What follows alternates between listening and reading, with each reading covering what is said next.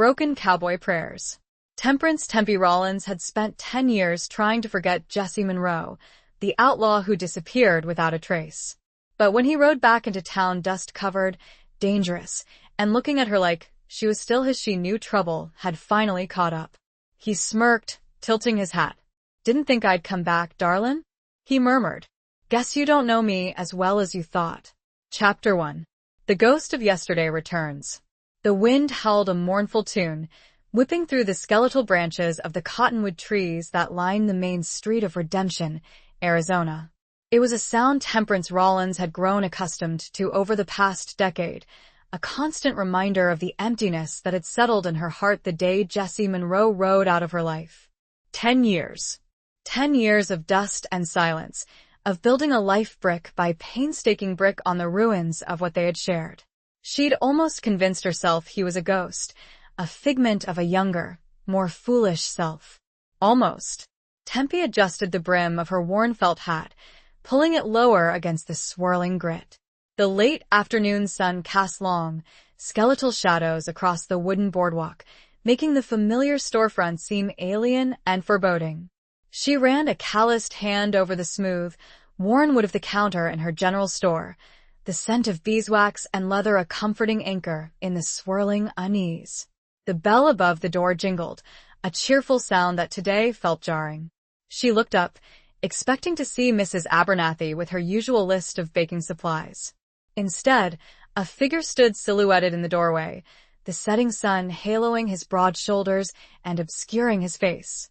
He was tall, lean, and radiated an aura of quiet danger that sent a shiver down her spine, a shiver that had nothing to do with the wind.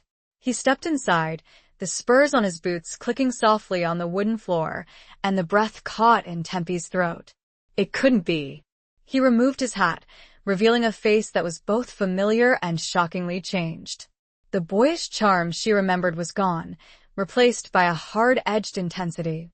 His eyes, the same startling blue that had once held such warmth, were now guarded, shadowed by a weariness that spoke of a life lived on the edge. Lines etched by sun and hardship framed his mouth, a mouth that had once whispered promises in the moonlight. A thin, pale scar traced a path across his left cheekbone, a silent testament to the battles he'd fought, the life he'd led.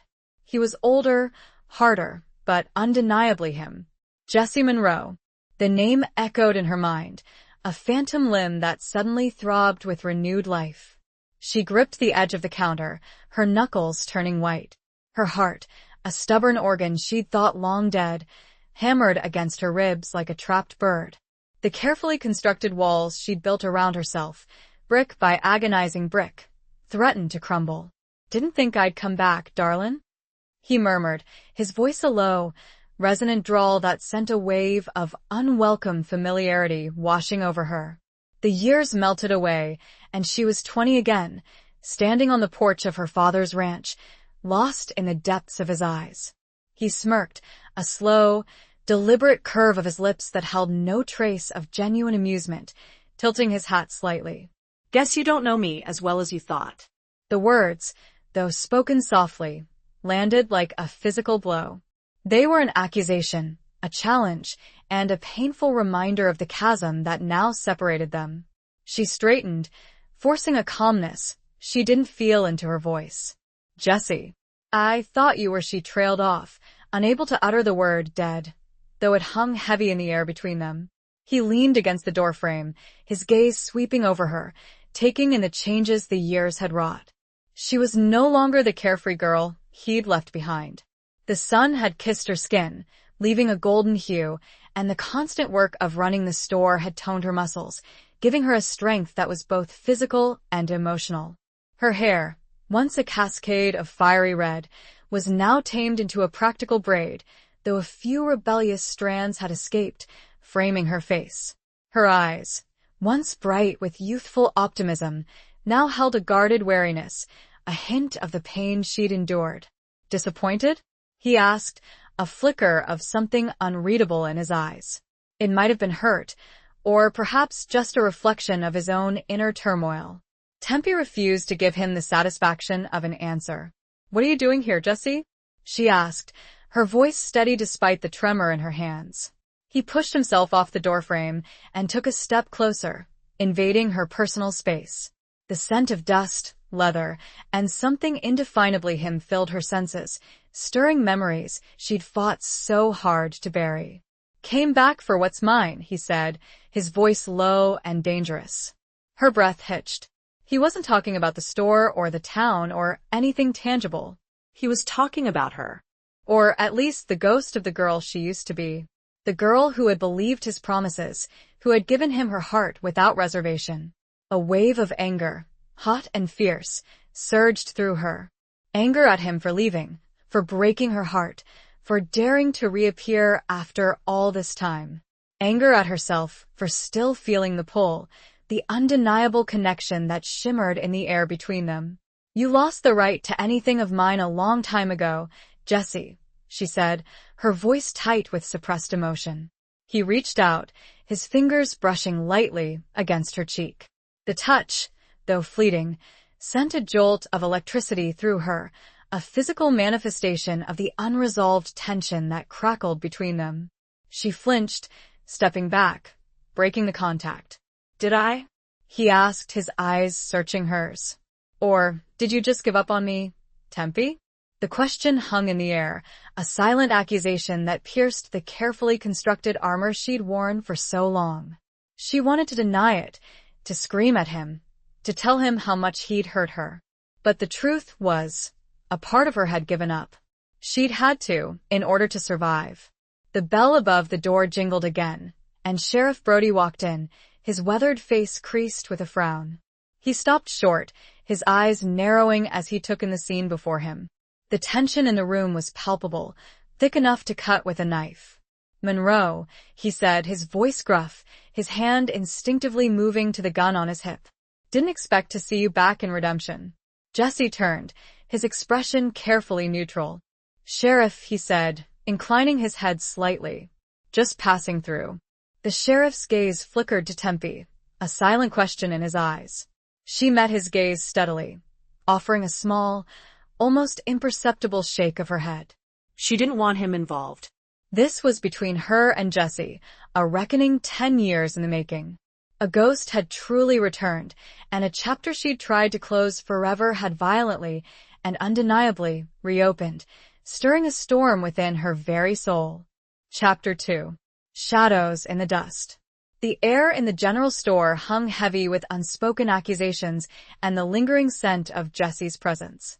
After the sheriff had left, with a warning glance at Jesse and a concerned look for Tempe, she'd busy herself with straightening shelves, rearranging cans of beans and jars of preserves, anything to avoid the gaping silence he'd left behind. The rhythmic clinking of glass and the soft rustle of fabric were a poor substitute for the conversation she knew she needed to have, but dreaded. He was staying at the old Miller homestead, abandoned these past 5 years since Old Man Miller had finally succumbed to the lung fever that had plagued him for years. It was on the outskirts of town, nestled against the foothills of the Dragoon Mountains, a secluded spot perfect for a man who didn't want to be found. Or perhaps a man who was hiding something. Tempe locked up the store, the setting sun painting the sky in hues of orange, purple, and a bruised, almost painful red. The wind had died down, leaving an unsettling stillness in its wake. She walked slowly, her boots crunching on the dusty road, her mind replaying the encounter with Jesse over and over again. His words, "Came back for what's mine," echoed in her head, a relentless reminder of the unfinished business between them. She reached her small, clapboard house on the edge of town, the porch swing creaking gently in the evening breeze. The house was modest, but it was hers. She'd bought it with her own hard-earned money, a symbol of her independence, her resilience. A haven she had created. But tonight, it felt less like a sanctuary and more like a cage. She lit a kerosene lamp, the warm glow chasing away some of the shadows, both inside and out. She made herself a simple supper of beans and cornbread, but her appetite had vanished. The food sat heavy on her plate, untouched. She found herself staring out the window, her gaze drawn to the distant silhouette of the Miller homestead. A faint flicker of light, probably from a campfire, was visible in the darkness. He was out there, a shadow in the dust, a constant, unsettling presence in her carefully ordered life. Tempe pulled out a worn, leather-bound journal from a drawer in her dresser. It was a diary she'd kept since she was a girl, filled with her hopes, dreams, and the foolish, romantic notions of her youth. She hadn't written in it for years, not since him. Her fingers traced the faded ink on the pages, the words blurring through a sudden film of tears. She flipped through the entries, stopping at a page dated 10 years ago, the day Jesse had left. "He's gone. Rode out this morning without a word. Said he had to go, that he had something he needed to do. Promised he'd come back. I believed him. I always believe him. But there was something in his eyes, a darkness I'd never seen before. I'm afraid, pa afraid I'll never see him again." She slammed the journal shut, the sound echoing in the quiet room. She wouldn't let him do this to her again. She wouldn't let him unravel the life she'd built. She was stronger now, wiser. She wouldn't be that naive girl anymore. But even as she made that silent vow, a part of her, a small, treacherous part, yearned for the past. Yearned for the feel of his arms around her, the sound of his laughter, the way he made her feel alive. She blew out the lamp and climbed into bed, pulling the covers up to her chin. The room was dark, but sleep eluded her. The image of Jesse's face, hardened by time and circumstance, was burned into her eyelids. His words, his touch, the way he looked at her, it was all too much, a torrent of emotions she'd kept bottled up for far too long. A sudden noise outside startled her. The creak of a floorboard on the porch, the whisper of a footstep on the dry earth. She held her breath, listening intently. Silence. She told herself it was just the wind, or a stray animal. But deep down she knew he was out there, watching, waiting. She slipped out of bed and grabbed the shotgun she kept leaning against the wall, a relic from her father's hunting days. She wasn't afraid to use it. She'd learned to protect herself, to be self-reliant. But the thought of pointing a gun at Jesse, at the man she'd once loved with all her heart, sent a wave of nausea through her. She crept to the window, peering out into the darkness. The moon, a sliver of silver in the inky sky, provided little illumination. But then she saw him, a shadow, barely visible, leaning against the porch railing, his silhouette outlined against the faint glow of the moon. He wasn't looking at the house, but out at the vast expanse of the desert, his gaze fixed on some distant point. He looked lost, and for the first time since he'd ridden back into her life, Tempe felt a flicker of something other than anger and resentment. She felt pity, and beneath that, a faint, unwelcome spark of the love she thought she'd buried long ago. It was a dangerous ember, threatening to ignite a fire she couldn't control. The shadows shifted, and she knew she had to say something, anything, to break the spell he still, impossibly, held. Chapter 3. A bargain struck at twilight. "Jesse," she said, her voice barely a whisper, yet it carried across the still night air. He didn't startle, didn't even flinch. It was as if he'd been expecting her, as if he'd known she was there all along. He slowly turned his head, his eyes meeting hers through the darkness. The moonlight caught the sharp angles of his face, highlighting the scar on his cheekbone, a stark reminder of the life he'd chosen. "Tempe," he replied, his voice low and rough, like the rustle of dry leaves. He pushed himself off the railing and took a step closer, his boots silent on the wooden porch. She tightened her grip on the shotgun, the cold steel a comfort against her trembling hands. "What do you want, Jesse?" she asked, trying to keep her voice steady, to project an air of defiance she didn't quite feel. He stopped at the bottom of the porch steps, close enough that she could see the faint lines around his eyes, the weariness etched into his face. "I told you," he said, his gaze unwavering. "I came back for what's mine." "And I told you," she retorted, her voice gaining strength, fueled by a surge of anger. "You lost that right a long time ago." He didn't reply, just continued to look at her, his eyes searching hers, as if trying to decipher the secrets hidden within. The silence stretched between them, thick with unspoken words, with the ghosts of their past. "I need your help, Tempe," he finally said, the words seemingly forced from him, as if they were a confession he'd been reluctant to make. The unexpected plea caught her off guard. She'd expected defiance, arrogance, perhaps even a threat. But not this. Not vulnerability. "My help?" she asked, her voice laced with disbelief. "Why would you need my help?" He hesitated, his gaze dropping to the ground, as if he were ashamed to meet her eyes. "It's complicated," he said, his voice barely above a whisper. "Complicated how?" She pressed, her curiosity piqued despite her better judgment. He looked up again, his eyes filled with a mixture of desperation and something else, something that looked a lot like fear. "There are people after me, Tempe. Dangerous people." The statement sent a chill down her spine. She'd known, of course, that he'd been living a life outside the law. She'd heard the whispers, the rumors, the stories that had drifted back to redemption over the years. But to hear him admit it, to see the fear in his eyes, made it all too real. "Why?" she asked, her voice softening despite herself. He shook his head. "It doesn't matter. What matters is that they're coming. And they'll stop at nothing to get what they want." "And what is that?" she asked, her heart pounding in her chest. He hesitated again, his gaze flickering to the shotgun in her hands. "Me," he said quietly. "They want me." She lowered the gun slightly, her mind racing. Why would anyone want Jesse? What had he done? And why was he coming to her for help? "I don't understand," she said, her voice laced with confusion. "I know it's a lot to ask," he said, his voice pleading. "But you're the only one I can trust, Tempe. The only one who can help me." The words struck a chord deep within her. He'd trusted her once, with his heart, with his secrets. And she'd trusted him, with everything she had.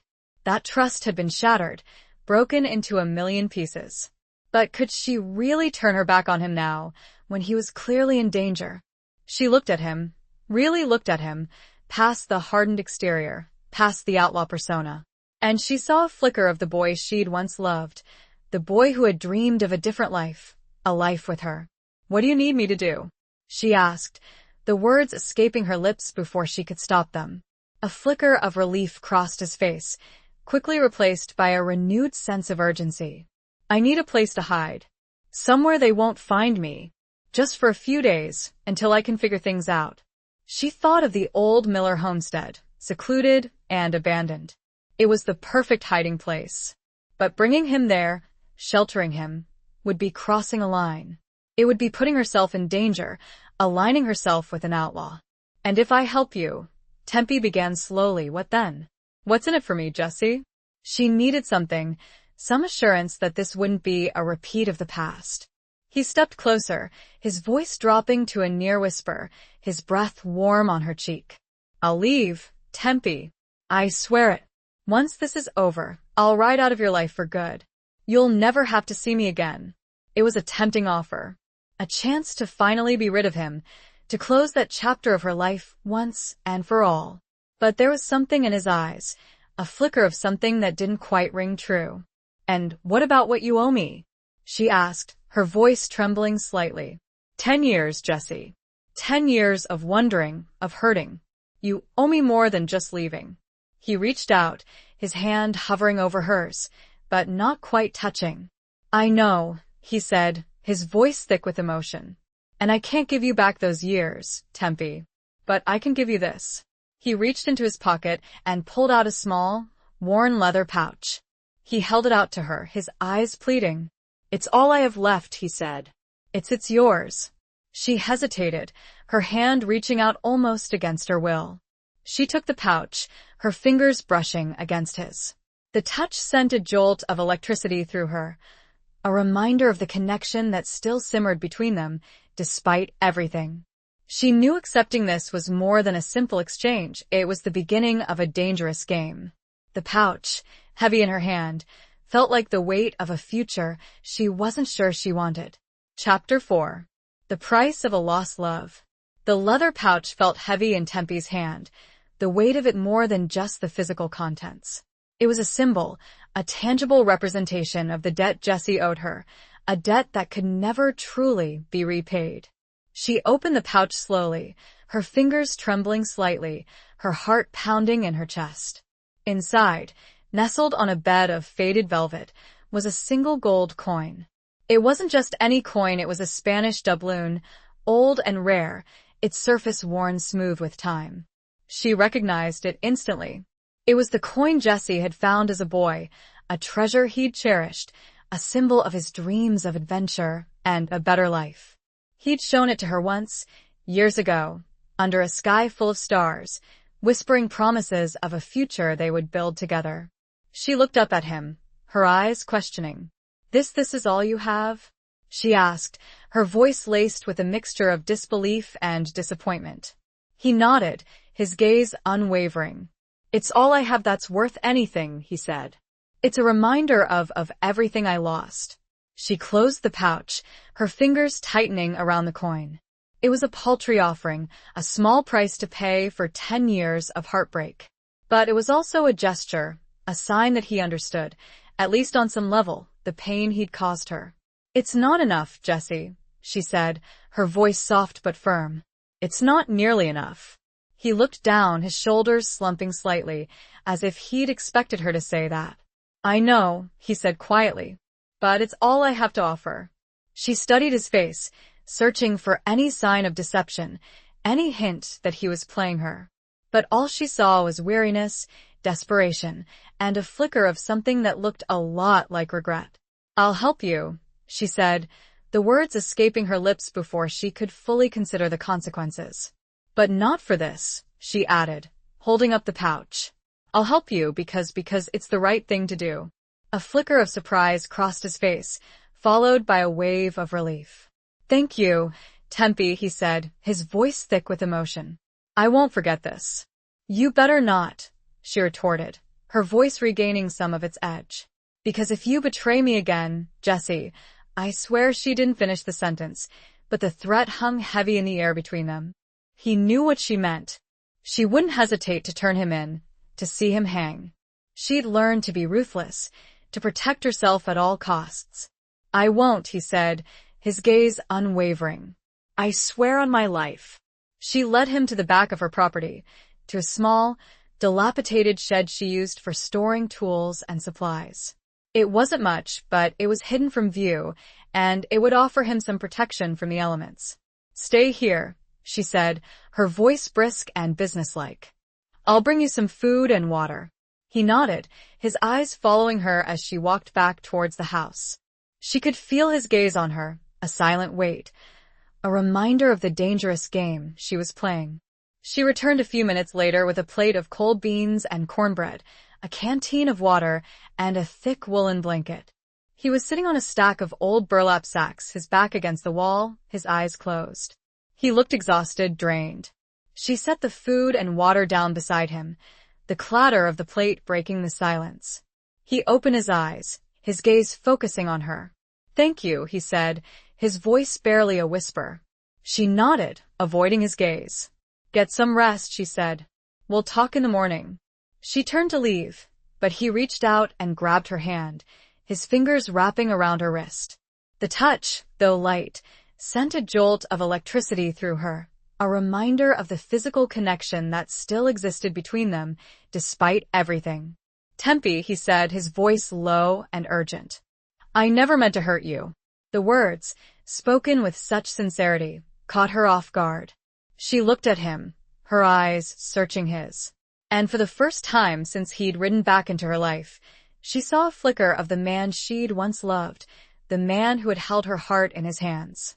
"I know," she said, her voice softening despite herself. He squeezed her hand gently, then released it. She turned and walked away, her heart heavy with a mixture of emotions she couldn't quite decipher. Relief, resentment, regret, and a faint, unwelcome flicker of hope. As she walked back, she wondered if that flicker of hope was a dangerous illusion, a phantom as elusive as the gold coin he'd offered, a price for a love long lost, a price that could never truly be enough. The price of a lost love was something carried, not something paid. And she carried it still, Chapter 5. Whispers of the Past.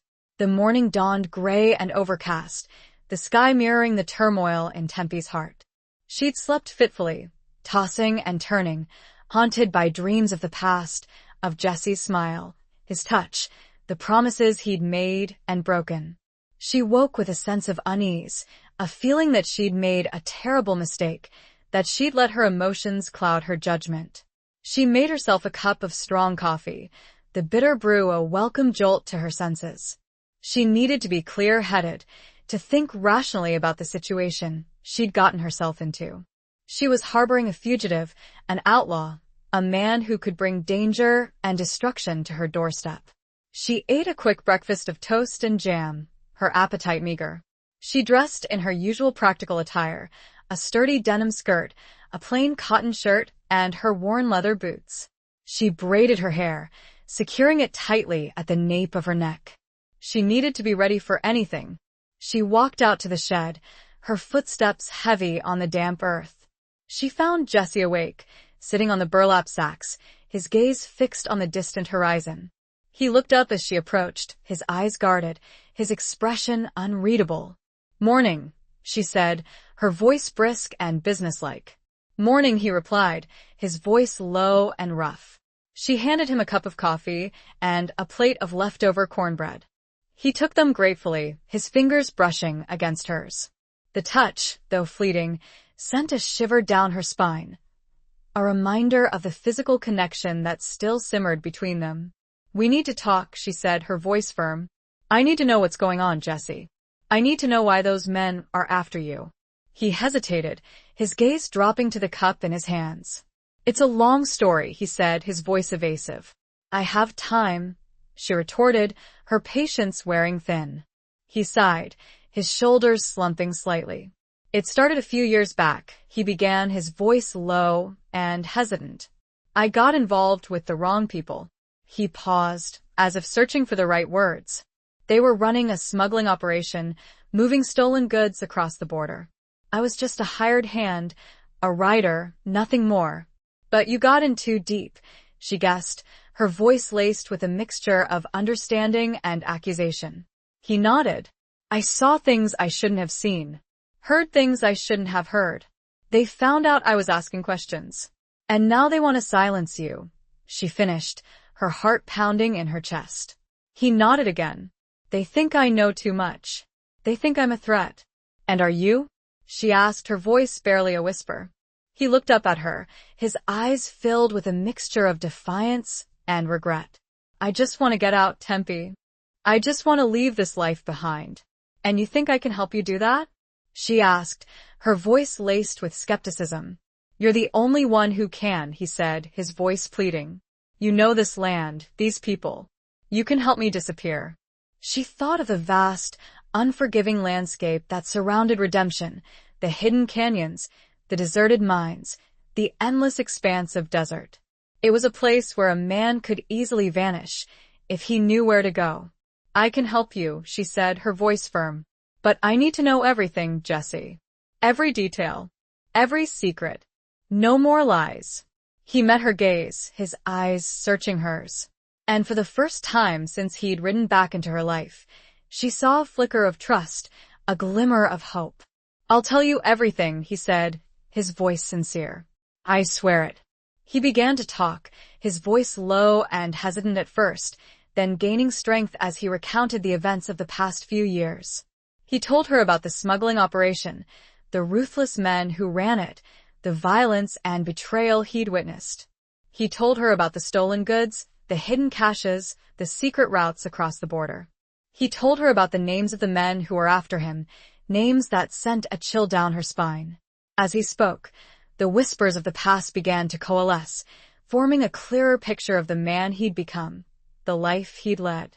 And Tempe began to understand, not just the danger he was in, but the price he'd paid for his choices. The price of a lost love, indeed. The story continued to unravel, a slow, painful unveiling of secrets and betrayals, but it was a start. And more importantly, it was the truth. Or at least she hoped it was. The whispers told a story, but it was up to her to decide if they were whispers of truth, or merely echoes of deceit. Chapter 6. The Sheriff's Suspicion. The day wore on, the overcast sky eventually giving way to a weak, watery sun. Tempe spent the morning tending to her store, her mind preoccupied with Jesse's story and the danger that now surrounded her. She went through the motions of her daily routine, serving customers, stocking shelves, balancing the books, but her thoughts were elsewhere, with the outlaw hiding in her shed and the men who were hunting him. She tried to act normal, to appear as if nothing was amiss. But she couldn't shake the feeling of being watched, of being scrutinized. Every unfamiliar face, every lingering glance, sent a jolt of anxiety through her. Late in the afternoon, Sheriff Brody stopped by the store, his weathered face creased with a frown. He'd always been a fixture in Redemption, a man of few words but unwavering integrity. He was a friend of her father's, and he'd always looked out for Tempe, especially after her father had passed. "Afternoon, Tempe," he said, his voice gruff. "Sheriff," she replied, forcing a smile. "What can I do for you?" He leaned against the counter, his gaze sweeping over the store, taking in every detail. "Just checking in," he said, his voice casual, but his eyes were sharp and probing.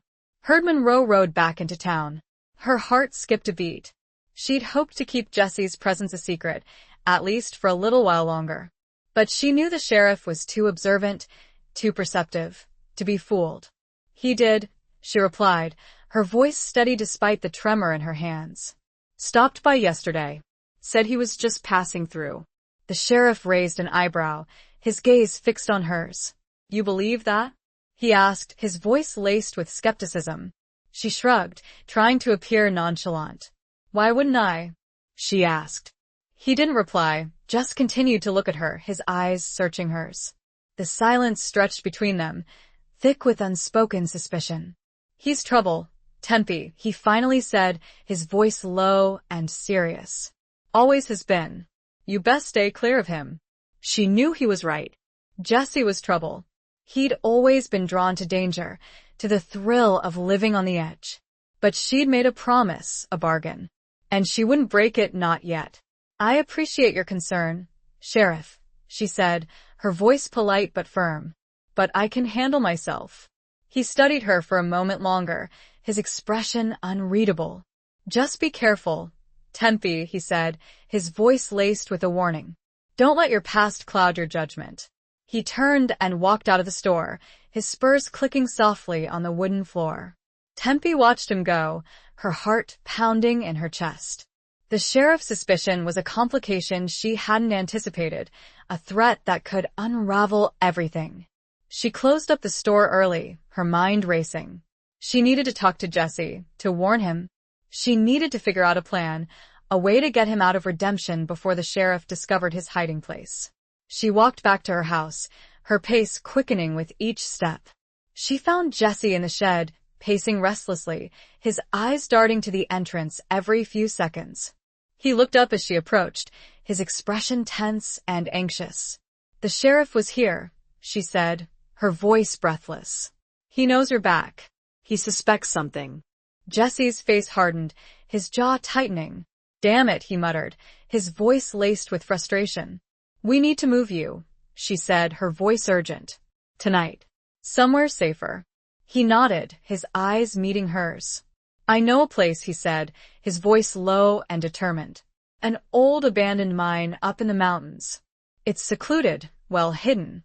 No one goes there anymore. Can you get there tonight?" she asked, her voice laced with concern. He nodded again. "I can. But I'll need supplies. Food, water, a horse." She thought quickly. She had some supplies stored in the shed, enough to last him a few days. And she could borrow a horse from the livery stable, under the pretense of needing it for a trip to the neighboring town. "I can get you what you need," she said, her voice firm. "But you need to be careful, Jesse. The sheriff will be watching." He reached out and took her hand, his fingers wrapping around hers. The touch, though brief, sent a jolt of warmth through her, a reminder of the connection that still flickered between them. "I will," he said, his voice sincere. "And, Tempe, thank you. For everything." She nodded, her throat tight with emotion. She was risking everything for him, for a man who had broken her heart, a man who might still betray her. But she couldn't turn her back on him, not now. She had made a choice, and she was prepared to see this bargain through. As twilight began to creep in, casting long shadows, a new sense of urgency wrapped around her actions like the coming darkness. The sheriff's visit had been a stark reminder. Time was a luxury neither of them possessed. Chapter 7. Echoes of Betrayal. Under the cloak of a moonless night, Tempe and Jessie moved with a practiced efficiency born of desperation. She'd managed to secure a sturdy, if somewhat temperamental, mare from the livery stable, along with a saddlebag filled with provisions, dried meat, hardtack, a canteen of water, and a few blankets. She'd also included a small, leather-bound book of poetry, a favorite of hers, a silent offering of comfort, and a reminder of the life she hoped he could one day find. Jesse led the way, his movements silent and purposeful, his eyes constantly scanning the shadows. He was a different man in the darkness, a creature of the night, his senses honed, his instincts sharp. He moved like a predator, alert and aware, his body a coiled spring ready to unleash. They followed a narrow, winding trail that led up into the foothills of the Dragoon Mountains, the air growing cooler with each step. The silence was broken only by the soft crunch of their boots on the rocky ground, the occasional hoot of an owl, and the distant howl of a coyote. As they climbed higher, Tempe began to feel the strain of the journey, her muscles aching, her breath coming in ragged gasps. But she pushed herself onward, driven by a mixture of fear and determination. She wouldn't let Jesse down, not again. They reached the abandoned mine just as the first hint of dawn began to paint the eastern sky. It was a gaping hole in the side of the mountain, its entrance shrouded by overgrown brush and crumbling rocks. The air around it felt heavy, stagnant, filled with the echoes of a forgotten past. Jesse dismounted, his movements stiff and weary. He helped Tempe down from the mare, his hands lingering on her waist for a moment longer than necessary. The touch sent a shiver down her spine, a reminder of the intimacy they had once shared. "This is it," he said, his voice low and raspy. "No one will find me here." She looked at the mine, her heart sinking. It was a bleak, desolate place, a tomb of forgotten dreams and broken promises. It was a fitting refuge for a man who had lost his way, a man who was haunted by the ghosts of his past. "It's perfect," she said, her voice lacking conviction. He led her inside, the darkness swallowing them whole. He lit a small lantern, the flickering flame casting eerie shadows on the walls, revealing the remnants of a bygone era. Rusted tools, broken timbers, and the faint, lingering scent of sulfur. "I'll be safe here," he said, his voice echoing in the cavernous space. For a while, at least. She nodded, her gaze sweeping over the desolate surroundings. "I'll come back in a few days," she said, her voice echoing her uncertainty. "With more supplies." He reached out and took her hand, his fingers wrapping around hers. The touch, though brief, sent a jolt of warmth through her, a reminder of the connection that still flickered between them, despite everything.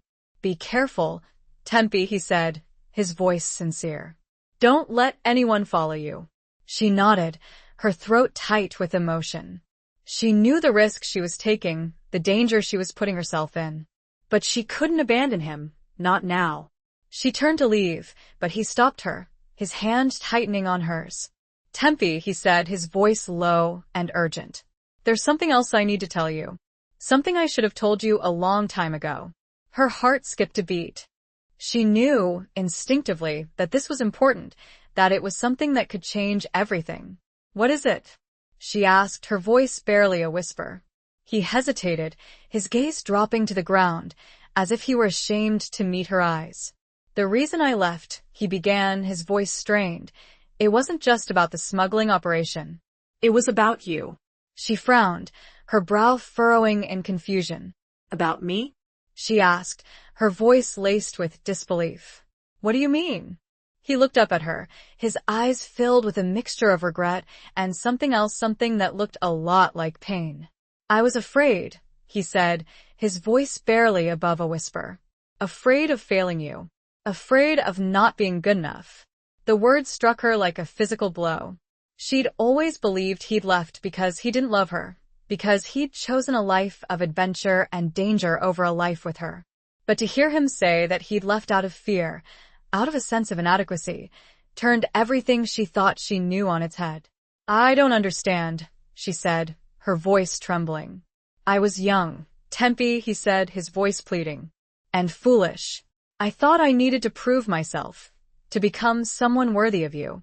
I thought I could make a fortune, come back a hero, and sweep you off your feet." He shook his head, his eyes filled with self-reproach. "But I was wrong. I made a mess of everything. I hurt you, I hurt myself, and I lost the only thing that ever really mattered." He reached out and cupped her face in his hands, his thumbs gently stroking her cheeks. "I'm sorry, Tempe," he said, his voice thick with emotion.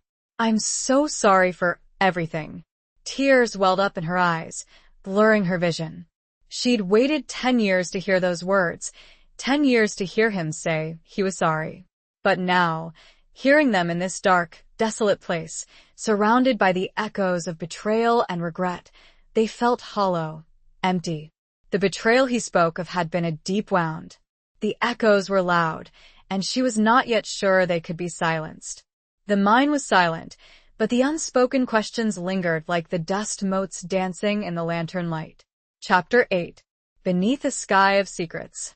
The ride back to redemption was a blur. Tempe's mind was reeling from Jesse's confession, his words echoing in her head, a mixture of relief and resentment swirling within her. She'd spent so many years believing he'd abandoned her, that he hadn't cared. But now, knowing that he'd left out of fear, out of a misguided sense of inadequacy, changed everything. And yet it changed nothing. The sun was high in the sky by the time she reached town, the heat beating down on her relentlessly. She returned the borrowed mare to the livery stable, offering a vague explanation for her overnight absence. She walked back to her store, her legs heavy, her body exhausted. She opened the store, going through the motions of her daily routine, but her mind was elsewhere, with Jesse, in the darkness of the abandoned mine. She couldn't shake the feeling of unease, the sense that she was caught in a web of secrets and lies, a web that was slowly tightening around her. She tried to focus on her work, on the mundane tasks of running a general store. But every creak of the floorboards, every jingle of the bell above the door, sent a jolt of anxiety through her. She was constantly looking over her shoulder, expecting to see the sheriff, or worse, the men who were hunting Jesse. As the day wore on, she began to receive curious glances from the townsfolk, whispers and sideways looks. She knew they were talking about her, about Jesse's return, about her overnight absence. The small-town grapevine was swift and unforgiving. She closed up the store early, her nerves frayed, her patience wearing thin.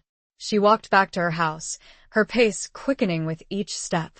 She needed to be alone, to think, to figure out her next move. She reached her house, her sanctuary, but it no longer felt safe. She felt exposed, vulnerable, as if the walls had eyes.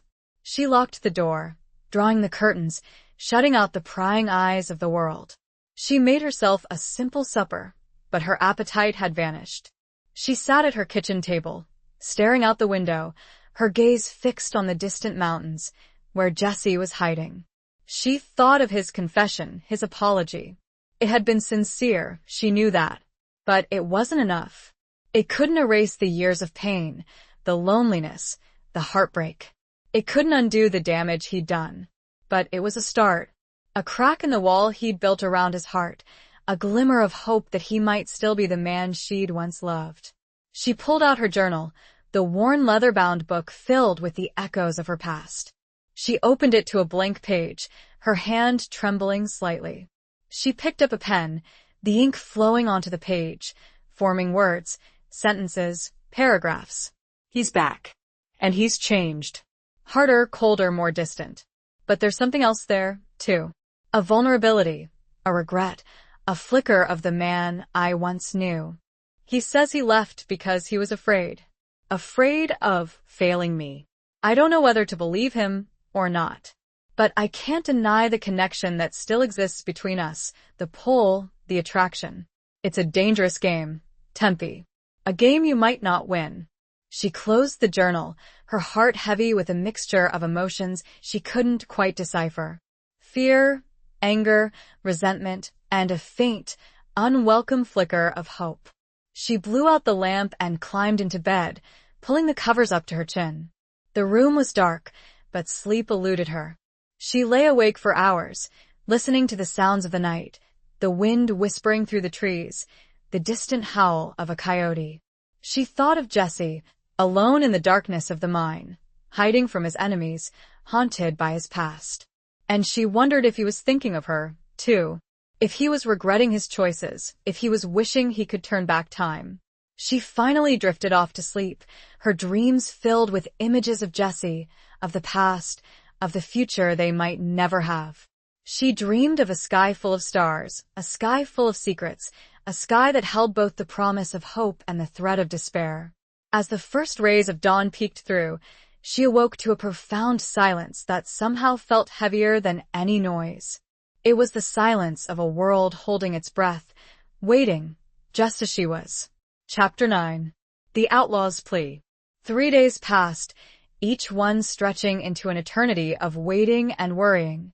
Tempe went about her daily routine, tending to the store, interacting with customers, trying to appear normal, but her mind was constantly with Jesse, in the cold, dark mine. She worried about his safety, about the men who were hunting him, about the sheriff's growing suspicion. She'd packed another bag of supplies, including more food, water, a new lantern, and a few extra blankets. She'd also included a small, worn copy of Walden, a book her father had loved, a reminder of the simple life, the life she yearned for. She set out early in the morning, before the town had fully awakened, riding the same borrowed mare. She followed the familiar trail up into the mountains, her heart pounding in her chest, her senses on high alert. She was constantly looking over her shoulder, expecting to see someone following her, someone watching her. She reached the mine just as the sun began to rise, painting the sky in hues of pink and gold. The air was crisp and cool, the silence broken only by the chirping of birds and the rustling of leaves. She dismounted, her movements stiff and weary. She called out Jesse's name, her voice echoing in the stillness. He emerged from the mine a few moments later, his eyes squinting in the bright sunlight. He looked tired, haggard, his clothes covered in dust, but his eyes lit up when he saw her. "Tempe," he said, his voice raspy, but filled with relief. She rushed to him, her arms wrapping around him in a tight embrace. He held her close, his body trembling slightly. The embrace was a connection, a lifeline in the sea of uncertainty they were navigating. "I was worried," she said, her voice muffled against his chest. "I'm all right," he replied, his voice low and reassuring. They stood there for a moment longer, their bodies pressed together, their hearts beating in unison. It was a moment of solace, a brief respite from the danger and uncertainty that surrounded them. She pulled away, her eyes searching his. "How are you holding up?" she asked, her voice laced with concern.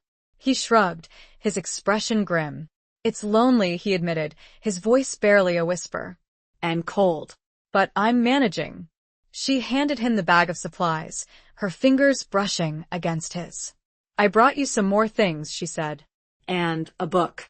He took the book, his fingers tracing the worn cover. He opened it, his eyes scanning the pages. A faint smile touched his lips. "Thank you, Tempe," he said, his voice sincere. "For everything."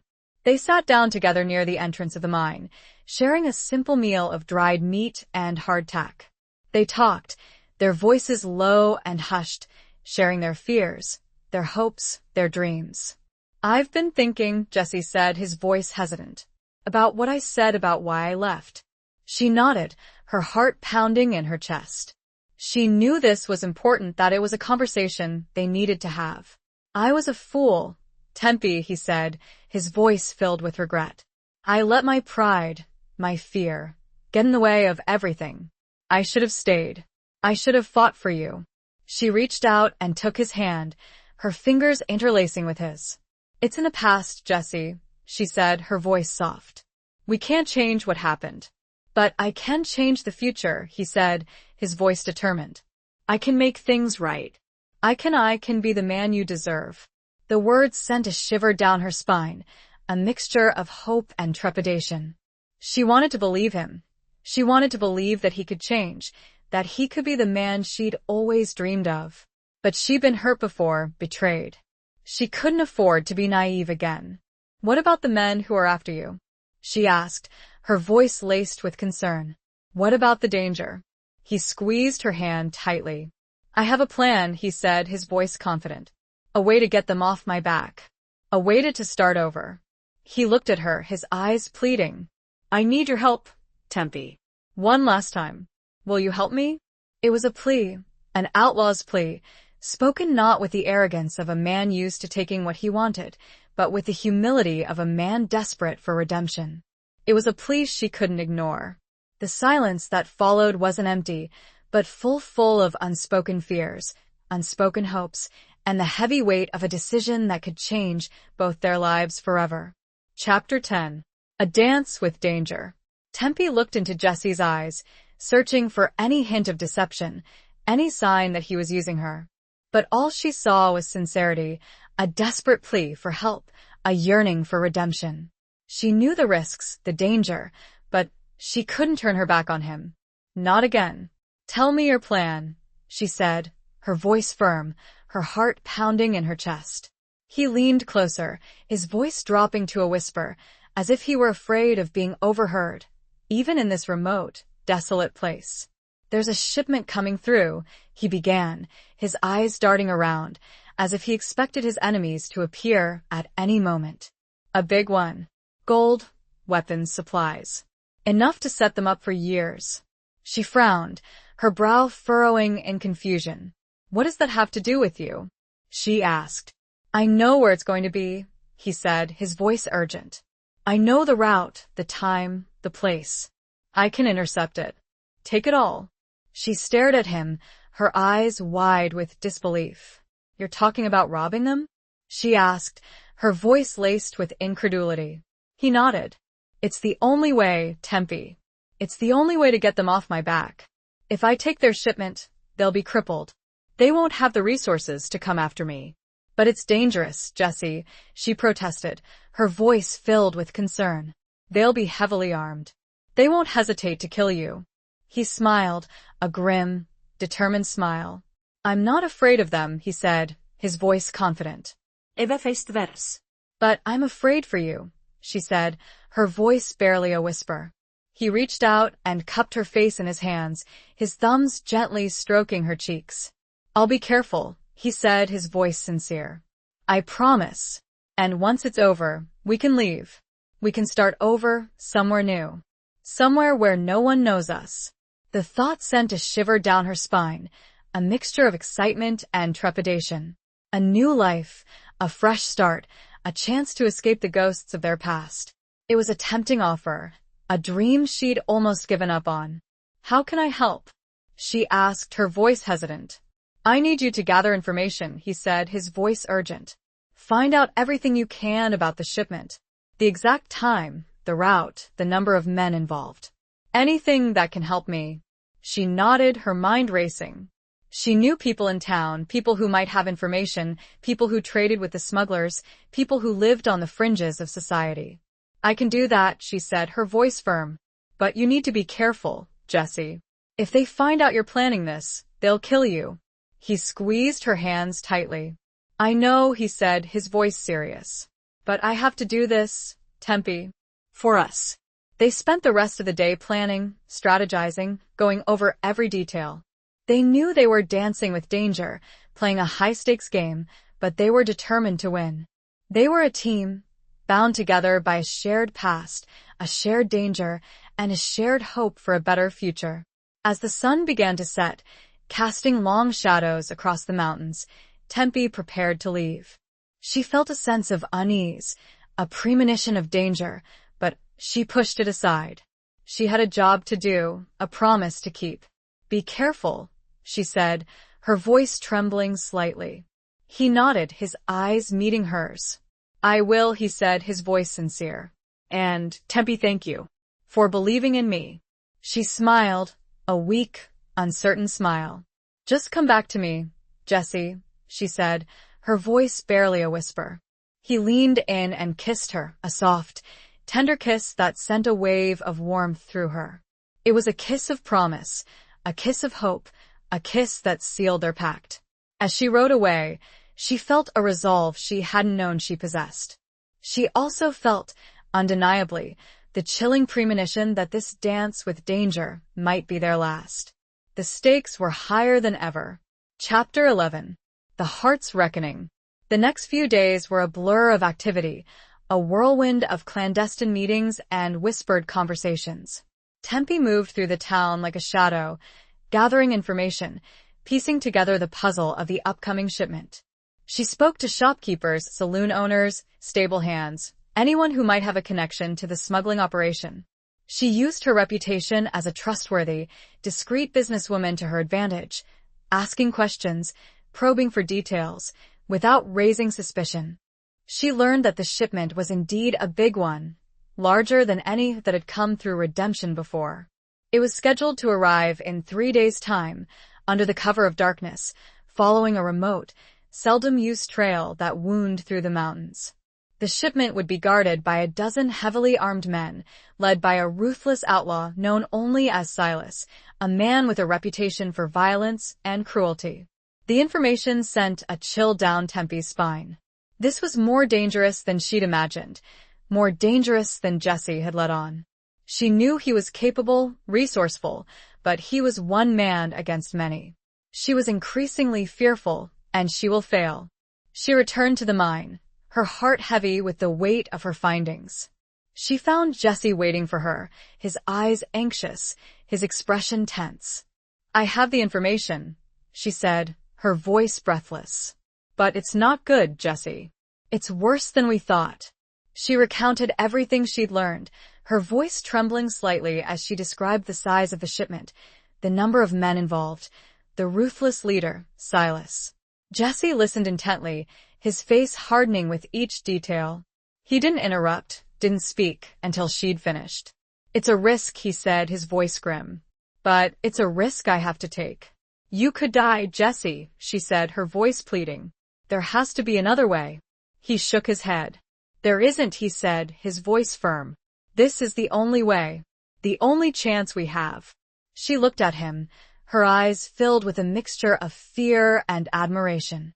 She knew he was right, that this was their only hope, but she couldn't bear the thought of losing him. Not now, not after everything they'd been through. "I'll go with you," she said, the words escaping her lips before she could stop them. He stared at her, his eyes wide with surprise. "No," he said, his voice sharp. "It's too dangerous. I won't let you." "I'm not afraid," she said, her voice defiant. "I can help you. I know the terrain, the people. I can be your eyes and ears." He hesitated, his gaze searching hers. He knew she was stubborn, determined, that she wouldn't back down easily. "It's too risky, Tempe," he said, his voice pleading. "I couldn't live with myself if something happened to you." "And I couldn't live with myself if something happened to you," she retorted, her voice firm. "We're in this together, Jessie. Remember?" He sighed, his shoulders slumping slightly. He knew she was right. They were a team, bound together by a shared past, a shared danger, and a shared hope for a better future. "All right," he said, his voice resigned. "But you stay close to me. You do exactly what I say. No arguments." She nodded, her heart pounding in her chest. She knew she was taking a huge risk, putting her life on the line, but she couldn't stand by and watch Jessie face this danger alone. They spent the rest of the day preparing, making plans, strategizing. They knew they were facing impossible odds, but they were determined to fight, to survive, to win. As the sun began to set, casting long shadows across the mountains, they prepared to leave. Tempe felt a sense of dread, a premonition of danger, but she pushed it aside. She had to be strong for Jesse, for herself. He looked at her, his eyes filled with a mixture of love and concern. "Are you sure about this, Tempe?" he asked, his voice soft. She nodded, her throat tight with emotion. "I've never been more sure of anything in my life," she said, her voice unwavering. He leaned in and kissed her, a long, passionate kiss that spoke of love, of fear, of hope. It was a kiss that might be their last, a kiss that sealed their fate. The kiss was a reckoning, a culmination of years of unspoken feelings, regrets, and a desperate hope for a future that seemed increasingly precarious. This wasn't just about survival, it was about facing their heart's deepest truths. Chapter 12. Truths Unveiled by Moonlight. The night was as black as pitch, the moon hidden behind a thick blanket of clouds. Tempe and Jesse rode in silence, their horses' hooves muffled by the soft earth, their senses on high alert. They followed the remote, treacherous trail that led to the designated meeting point, a narrow pass through the mountains where the smugglers planned to rendezvous with their contacts. The air was thick with tension, with the unspoken fear that hung heavy between them. They knew they were riding into danger, that they might not make it out alive. But they were determined to face it together, to fight for their future, for their chance at a new life. As they neared the pass, Jesse signaled for Tempe to stop. He dismounted, his movements silent and purposeful, his eyes scanning the darkness. He motioned for her to stay put, to keep watch, while he scouted ahead. She waited, her heart pounding in her chest, her senses straining to pick up any sign of danger. The silence was deafening, broken only by the occasional rustle of leaves, the distant hoot of an owl.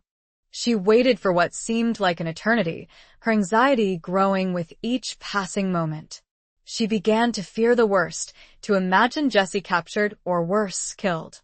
Finally, he reappeared, his face grim, his expression tense. "They're here," he said, his voice low and urgent. "Just as we expected. A dozen men, heavily armed."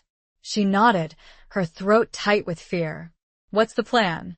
she asked, her voice barely a whisper. He outlined his strategy, his voice calm and confident, despite the danger that lay ahead. He planned to create a diversion, to draw the smugglers away from the shipment, while Tempe secured the wagons and their contents. "It's risky," he said, his eyes meeting hers. "But it's our only chance." She nodded again, her heart pounding in her chest. She knew he was right, that this was their best shot, but she couldn't shake the feeling of dread, the premonition of disaster. They moved forward, their horses walking slowly, their bodies tense and ready. They reached the pass, the narrow opening in the mountains where the smugglers were gathered. Jesse took a deep breath, his hand tightening on his rifle. "Ready?" he asked, his voice low and steady.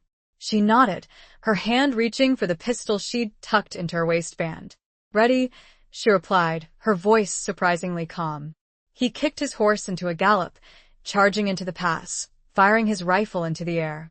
The sound echoed through the mountains, shattering the silence, startling the smugglers. Chaos erupted.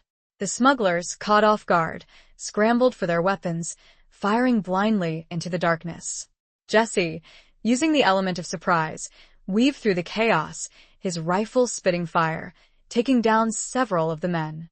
Tempe, following Jesse's instructions, rode towards the wagons, her heart pounding in her chest.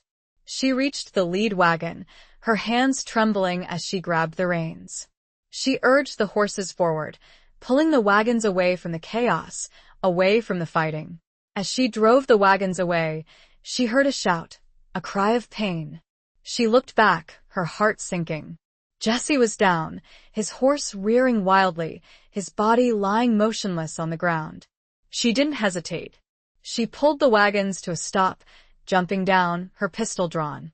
She ran towards Jesse, her eyes scanning the darkness, searching for any sign of movement. She found him lying on his side, his face pale, his breathing shallow. He was wounded, a bullet hole in his shoulder, blood soaking his shirt. "Jesse," she cried, her voice filled with desperation. She knelt beside him, her hands hovering over his wound, unsure of what to do. He opened his eyes, his gaze focusing on her. "Tempe," he whispered, his voice weak. "Get out of here, save yourself." "No," she said, her voice firm. "I'm not leaving you." She tore a strip of cloth from her skirt, pressing it against his wound, trying to stem the flow of blood. She looked around, her eyes searching for a way out, a place to hide. She saw a small cave, hidden behind a cluster of rocks, a short distance away. She knew she had to get him there, to safety. She helped him to his feet, his body leaning heavily against hers. She half carried, half dragged him towards the cave, her muscles screaming in protest. They reached the cave, collapsing inside, their bodies huddled together for warmth. Tempe continued to press the cloth against Jesse's wound, her hands trembling, her heart breaking. As she tended to him, the sounds of fighting faded, replaced by an eerie silence. The smugglers were gone. But so was the shipment. Jesse stirred, his eyes fluttering open. He looked at Tempe, his gaze filled with a mixture of pain and something else. "I told you to go," he whispered, his voice weak. "I wasn't going to leave you," she replied, her voice firm. He smiled, a weak, pained smile. "You never did listen to me, did you?" he said, his voice barely audible. She shook her head, tears streaming down her cheeks. "Never," she replied, her voice choked with emotion. He reached out, his hand weakly touching her face. "Tempe," he said, his voice barely a whisper. "There's something I need to tell you, something I should have told you a long time ago." She leaned closer, her ear close to his lips. "What is it, Jesse?" she asked, her voice trembling. He took a deep breath, his body shuddering. "The gold," he began, "it wasn't just for them. I needed some too. It was for us. A new start." It was the complete truth at last. Chapter 13. The Weight of Unspoken Words. The revelation hung in the air, heavy and suffocating, like the dust that swirled around them in the cave. Tempe stared at Jesse, her mind reeling, trying to process his words. He'd been planning to take some of the gold, not just to cripple his enemies, but for them. For a new start. She didn't know what to say, how to react. She'd been so focused on the danger, on the immediate threat, that she hadn't considered his motivations, his long-term plans. She'd assumed he was doing this solely to escape his past, to free himself from the men who were hunting him. "You were going to steal it?" she asked, her voice barely a whisper, her heart aching with a mixture of betrayal and understanding. He nodded weakly, his eyes filled with regret. "Not steal," he corrected, his voice strained. "Borrow. Just enough to get us started. Somewhere new. Somewhere safe." She looked at him, her eyes searching his. She saw the pain, the desperation, the flicker of hope that still burned in his eyes. He'd been planning their future, even in the midst of all this chaos, even while risking his life. "Why didn't you tell me?" she asked, her voice trembling. He closed his eyes, his breathing shallow. "I was afraid," he admitted, his voice barely audible. "Afraid you'd say no. Afraid you wouldn't trust me." She reached out and took his hand, her fingers interlacing with his. His hand was cold, clammy, but his grip was surprisingly strong. "I would have helped you, Jesse," she said, her voice soft. "You didn't have to do this alone." He opened his eyes, his gaze meeting hers. "I know," he said, his voice filled with regret. "I know that now. But it's too late." "It's not too late," she said, her voice firm. "We're still alive. We can still make it out of this." He shook his head weakly. "The shipment, it's gone," he said, his voice despairing. "They took it. We have nothing." She didn't care about the shipment, about the gold. All she cared about was Jesse, about his safety, about their future. "We have each other," she said, her voice unwavering. "That's all that matters." He smiled, a weak, pained smile. "You always were the optimistic one, Tempe," he said, his voice barely a whisper. She leaned in and kissed him, a soft, tender kiss that spoke of love, of forgiveness, of hope. It was a kiss that acknowledged the weight of unspoken words, the years of misunderstanding, the pain they'd both endured. They stayed in the cave for the rest of the night, huddled together for warmth, their bodies pressed close. Tempe tended to Jesse's wound, changing the makeshift bandage, trying to keep him comfortable. As the first rays of dawn began to filter through the entrance of the cave, Jesse stirred. He looked at Tempe, his eyes filled with a mixture of gratitude and love. "Thank you," he whispered, his voice weak. "For saving my life. For everything." She smiled, her eyes brimming with tears. "You don't have to thank me, Jesse," she said, her voice soft. "I'd do anything for you." He reached out and cupped her face in his hand, his thumb gently stroking her cheek. "I love you, Tempe," he said, his voice sincere. "I always have." The words, spoken with such raw emotion, sent a wave of warmth through her, melting the icy fear that had gripped her heart. She'd waited so long to hear those words, to know that he truly loved her. "I love you, too, Jesse," she replied, her voice choked with emotion. They held each other close, their hearts beating in unison, their love a beacon of hope in the darkness. The weight of unspoken words had finally been lifted, replaced by a fragile, tentative understanding, a promise of a future they would face together, no matter what. But the dawn brought with it not just light, but also the harsh reality of their situation. They were still stranded, Jesse was wounded, and their future was far from certain. Chapter 14. A Trail of Tears and Hope. The journey back to redemption was arduous and slow, a painful trek marked by both physical and emotional exhaustion. Jesse, weakened by his wound, could barely sit upright on his horse. Tempe, her own strength depleted, walked alongside him, supporting him, guiding the horse, her eyes constantly scanning the horizon for any sign of danger. They moved slowly, carefully, avoiding the main trails, sticking to the shadows, their progress measured in small, agonizing steps. The landscape, once familiar and comforting, now seemed hostile and unforgiving, a reflection of the challenges they faced. They spoke little, their words replaced by a shared understanding, a silent communication born of desperation and love. They knew they were not out of danger yet, that the smugglers or the sheriff could still be searching for them. As they neared redemption, Tempe made a decision. She couldn't take Jesse back to her house, not in his condition. It was too risky, too exposed.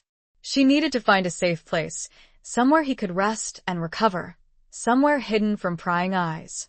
She thought of her father's old hunting cabin, nestled deep in the woods, a secluded spot she hadn't visited in years. It was small, rustic, but it would offer them shelter and privacy. She led Jesse to the cabin, her heart heavy with a mixture of hope and trepidation. The cabin was as she remembered it, weathered and worn, but still standing, a testament to her father's craftsmanship. She helped Jesse inside, his body leaning heavily against hers. She settled him on the narrow cot, his face pale, his breathing shallow. She built a fire in the small stone fireplace, the warmth chasing away some of the chill that had settled in their bones. She tended to his wound, cleaning it with water she'd fetched from a nearby stream, applying a poultice of herbs she'd gathered along the way. She knew it wasn't enough, that he needed a doctor, but it was the best she could do. She sat beside him, holding his hand, her eyes fixed on his face. She watched him sleep, his breathing uneven, his body restless. She prayed for his recovery, for their future, for a chance at a new life. As the day wore on, Jesse's fever spiked, his body shaking with chills. Tempe did everything she could to keep him comfortable, applying cool compresses to his forehead, spoon-feeding him broth, whispering words of comfort and encouragement. She knew she had to make a choice. She couldn't stay in the cabin forever. She needed to get Jesse to a doctor, to get him the help he needed. But she also knew that returning to redemption was a risk, that it could lead to his capture or worse. She decided to take the risk. She couldn't stand by and watch him die. She would go to redemption, seek out Doc Miller, the town's only physician, and bring him back to the cabin, no matter the cost. She waited until nightfall, until the town was quiet and still. She left Jesse sleeping, his breathing slightly more even, his fever seemingly subsided. She kissed him on the forehead, her heart aching with love and fear. "I'll be back," she whispered, her voice choked with emotion. "I promise." She rode into redemption, her heart pounding in her chest, her senses on high alert.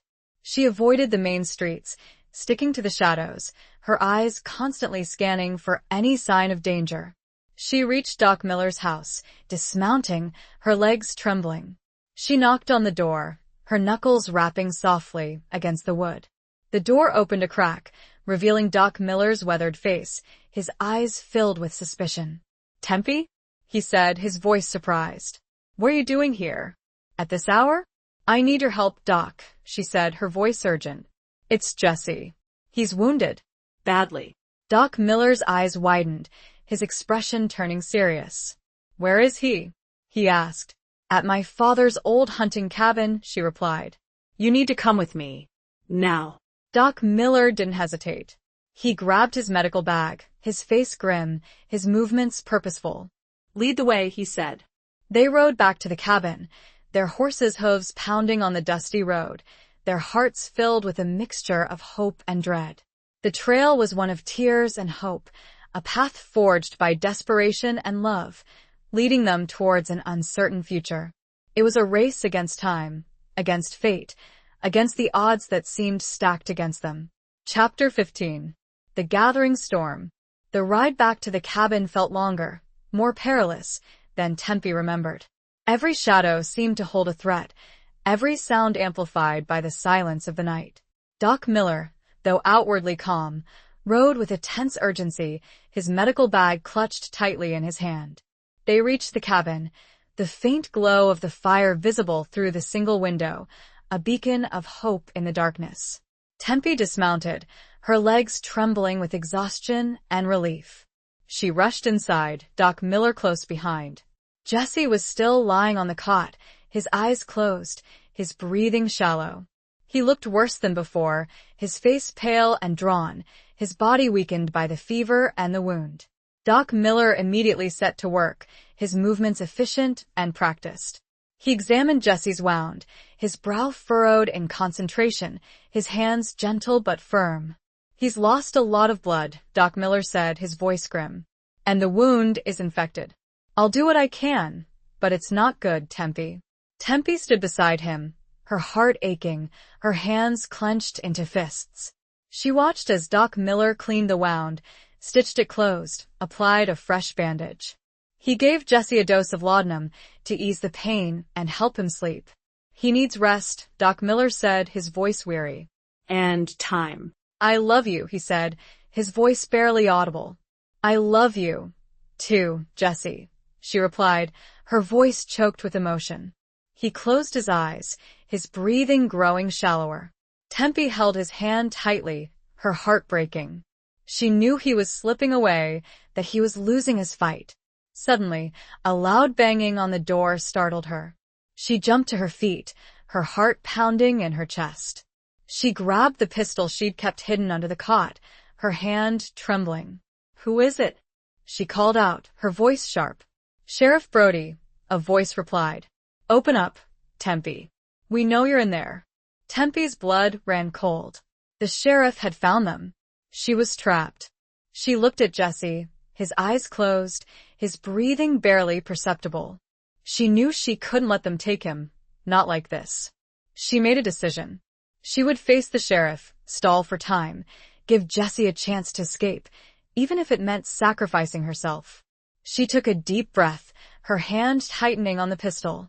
She walked to the door, her movements slow and deliberate. She unbolted the door, opening it a crack. Sheriff Brody stood there, his face grim, his hand resting on the gun at his hip.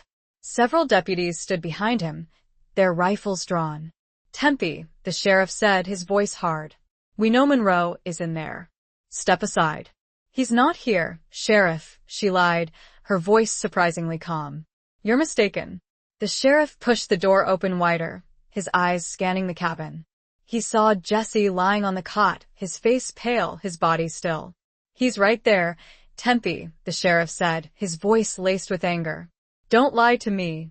Tempe stepped in front of the sheriff, blocking his path. He's wounded, Sheriff, she said, her voice pleading. He needs help. He needs a doctor. He's an outlaw. Tempe, the sheriff retorted, his voice unwavering. He'll get what he deserves. Tempe knew she couldn't reason with him, that he was determined to take Jesse into custody. She had one last card to play. He saved my life.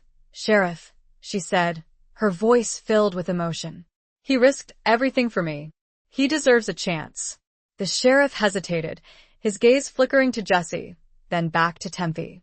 He saw the desperation in her eyes, the love, the loyalty. He saw the truth. He sighed, his shoulders slumping slightly. All right, Tempe, he said, his voice softening. I'll give him a chance. But he has to surrender. He has to face justice. Tempe nodded, her heart filled with a mixture of relief and trepidation. She knew this was just the beginning, that Jesse still had a long road ahead of him. But it was a start, a chance. She turned to Jesse, her eyes meeting his. He was awake, his gaze fixed on her, his expression unreadable. It's all right, Jesse, she said, her voice soft. It's over. The storm, it seemed, was gathering, but so was a glimmer of hope, a fragile promise of a new dawn. But would it be a dawn of peace, or a prelude to an even greater tempest? Chapter 16. Crossroads of Fate. Jesse looked at Tempe, his eyes filled with a mixture of weariness and understanding. He knew the sheriff's offer was the best he could hope for, a chance to avoid a bloody shootout, a chance to face justice on his own terms. It was a crossroads, a point where his past and future collided, where his choices would determine his fate and Tempe's. All right, Sheriff, Jesse said, his voice weak but firm. I surrender. The sheriff nodded, his expression softening slightly. He motioned for his deputies to stand down, their rifles lowering. He stepped inside the cabin, his gaze fixed on Jesse. You'll get a fair trial, Monroe, the sheriff said, his voice even. That's all I can promise you. Jesse nodded again, his eyes meeting Tempe's.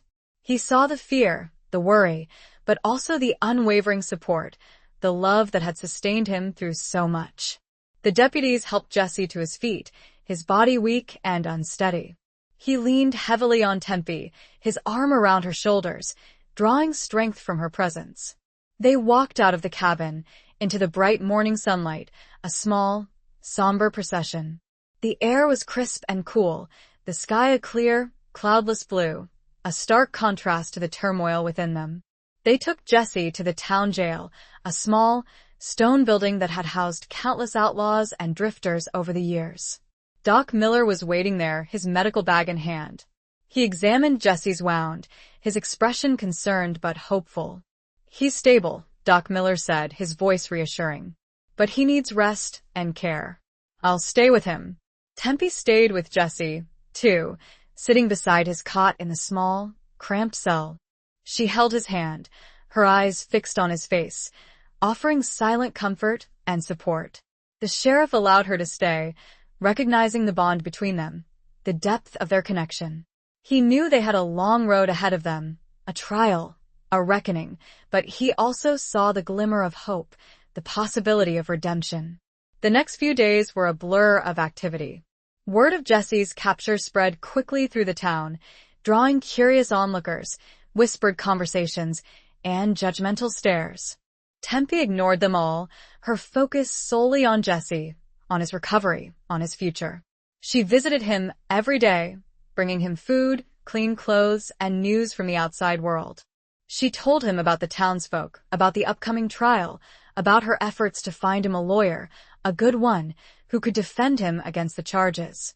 Jesse listened patiently, his eyes filled with gratitude and a growing sense of determination. He knew he had made mistakes, that he had hurt people, but he was ready to face the consequences, to atone for his past. The trial was set for the following week, a swift and decisive move by the sheriff, who wanted to resolve the matter quickly and prevent any further unrest in the town. Tempe worked tirelessly, gathering witnesses, collecting evidence, preparing for the legal battle that lay ahead. She knew it would be an uphill battle, that the odds were stacked against them. Jesse was an outlaw, a known criminal, with a long list of offenses. But she wouldn't give up, not without a fight. She found a lawyer, a young, ambitious man named Elias Thorne, who had recently arrived in Redemption, seeking to make a name for himself. He was eager to take on Jesse's case, seeing it as an opportunity to challenge the established order, to fight for justice, even for an outlaw. Elias Thorne met with Jesse, outlining the legal strategy, the challenges they faced, the possible outcomes. He was honest and straightforward, not offering false hope, but also not dismissing the possibility of a positive outcome. Jesse listened intently, his eyes fixed on the lawyer, his mind racing. He knew he had a chance, a slim one, but a chance nonetheless. He would fight, not just for himself, but for Tempe, for their future, for the life they had dreamed of. This crossroads was not just about his fate, but about their shared destiny, a destiny that hung precariously in the balance. The path ahead was uncertain, but for the first time in a long time, it felt like a path worth fighting for. Chapter 17. Scars of the Soul. The day of the trial dawned gray and overcast, the sky mirroring the somber mood that hung over Redemption. The small courtroom, located above the saloon, was packed with townsfolk, their faces a mixture of curiosity, apprehension, and judgment. Tempe sat in the front row, her heart pounding in her chest, her hands clenched tightly in her lap. She was dressed in her best Sunday dress, a simple but elegant garment, her hair neatly braided, her expression determined but anxious. Jesse was brought into the courtroom, his hands shackled, his movements slow and deliberate. He was pale and thin, his wound still healing, but his eyes were clear and focused, his gaze meeting Tempe's across the room. He offered her a small, reassuring smile, a silent communication of strength and hope. Elias Thorne, the young lawyer, stood beside Jesse, his demeanor confident and professional. He had spent the past week preparing for this day, studying the law, interviewing witnesses, building a defense that he hoped would sway the jury. Sheriff Brody took the stand, his testimony straightforward and factual. He recounted the events of the past few weeks, Jesse's return to Redemption, the attempted robbery, the shootout, the capture. He spoke without malice, without embellishment, simply presenting the facts as he knew them. The prosecution called several witnesses, townsfolk who had seen Jesse in town, who had heard the rumors, who had feared for their safety. They painted a picture of Jesse as a dangerous outlaw, a threat to the peace and security of Redemption. Elias Thorne cross-examined each witness, skillfully challenging their assumptions, exposing their biases, highlighting the lack of concrete evidence linking Jesse to any specific crimes. He argued that Jesse was a changed man, that he had returned to Redemption seeking redemption, not violence. Tempe took the stand, her testimony heartfelt and emotional. She spoke of her past with Jesse, of their childhood dreams, of his sudden departure, of his unexpected return. She spoke of his fear, his vulnerability, his desire to change, to escape his past. "He saved my life," she said, her voice trembling slightly. "He risked everything for me. He's not the man you think he is." The prosecution challenged her testimony, accusing her of being biased, of being blinded by love. But Tempe stood firm, her voice unwavering, her eyes meeting the jury's gaze. "I know him better than anyone," she said, her voice filled with conviction. "And I believe in him." The most powerful moment came when Jesse took the stand. He spoke slowly, deliberately, his voice filled with a mixture of regret and determination. He admitted to his past mistakes, to the choices he had made, to the pain he had caused. "I'm not proud of who I was," he said, his eyes fixed on the jury. "But I'm not that man anymore. I'm asking for a chance to prove myself, to make amends, to build a new life." He spoke of his love for Tempe, of his desire to be a better man, a man worthy of her love. He spoke of his hope for a future free from violence, free from fear, free from the shadows of his past. His words hung in the air, heavy with the weight of his past, with the scars of his soul, with the promise of a new beginning. The courtroom was silent, the townsfolk captivated by his honesty, his vulnerability, his raw emotion. The jury deliberated for hours, their decision weighing heavily on everyone present. The fate of Jesse Monroe, the outlaw seeking redemption, rested in their hands. The scars of his soul were laid bare, his past exposed, his future uncertain. It was a moment of truth, a moment of reckoning, a moment that would define not just his life, but Tempe's as well.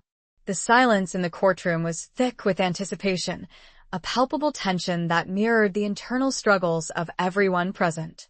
Chapter 18. Redemption's Embrace.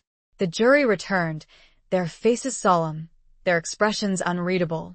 The foreman, a weathered rancher named Silas, a different Silas, with no connection to Jesse's past, stood to deliver the verdict. The courtroom was silent, every breath held, every heart pounding in anticipation. In the matter of the territory versus Jesse Monroe, the foreman began, his voice clear and steady. We, the jury, find the defendant. He paused, a dramatic pause that seemed to stretch into an eternity.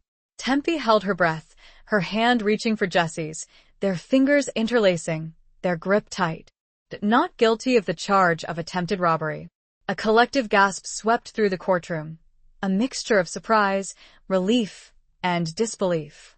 Tempe's heart soared, tears welling up in her eyes. Jesse closed his eyes, his body slumping slightly, as if a great weight had been lifted from his shoulders. The foreman continued, however, we find the defendant guilty of the lesser charge of disturbing the peace. A murmur rippled through the courtroom, a sense of confusion, of uncertainty.